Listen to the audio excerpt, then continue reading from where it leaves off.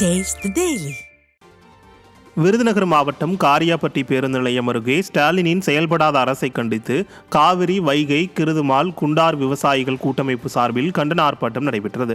காரியாபட்டி வட்டத்தில் பயிர்களை நாசம் செய்து வரும் காட்டுப்பன்றிகளை கட்டுப்படுத்த தவறியதை கண்டித்து நடைபெற்ற இந்த ஆர்ப்பாட்டத்தில் இந்த வட்டத்தில் 40க்கும் மேற்பட்ட கிராமங்களில் காட்டுப்பன்றிகளால் சேதப்படுத்தப்பட்ட பயிர்களுக்கு ஏக்கருக்கு 40,000 ரூபாய் இழப்பீடு வழங்க வேண்டும், காட்டுப்பன்றிகளை கட்டுப்படுத்திட நடவடிக்கை எடுக்க வேண்டும் போன்ற கோரிக்கைகள் வலியுறுத்தப்பட்டன. கோரிக்கைகளை நிறைவேற்றாவிட்டால் ஸ்டாலினுக்கு எதிராக ஆர்ப்பாட்டம் நடைபெறும் என்று எச்சரித்த விவசாயிகள் திமுக அரசை கண்டித்தும் மாவட்ட நிர்வாகத்தை கண்டித்தும் முழக்கமிட்டனர். விவசாயிகளின் நலன் காக்கும் அரசு என்று கூறும் ஸ்டாலின் அவர்களின் கோரிக்கைகளை கண்டுகொள்வதில்லை என்று குற்றம் சாட்டினர்.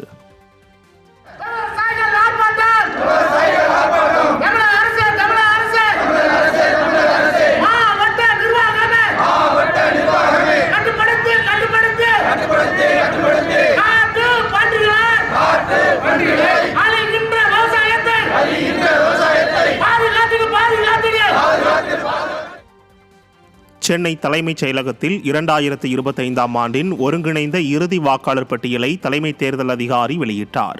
இறுதி வாக்காளர் பட்டியல் படி தமிழகத்தில் மொத்தம் 6,36,12,950 வாக்காளர்கள் உள்ளனர். அதில் 3,11,00,000 ஆண் வாக்காளர்களும் 3,24,00,000 பேர் பெண் வாக்காளர்களும் 9,120 மூன்றாம் பாலின வாக்காளர்களும் இருப்பதாக தலைமை தேர்தல் அதிகாரி தெரிவித்தார். இதில் 3,740 பேர் வெளிநாடு வாழ் வாக்காளர்களும் உள்ளனர். மேலும் தமிழ்நாட்டில் 6,90,958 வாக்காளர்களுடன் சோழிங்கநல்லூர் அதிக வாக்காளர்கள் கொண்ட தொகுதியாகவும் 1,76,505 வாக்காளர்களுடன் கீழ்வேளூர் தொகுதி குறைந்த எண்ணிக்கையிலான வாக்காளர்களை கொண்ட தொகுதியாகவும் உள்ளதாக தெரிவித்தார்.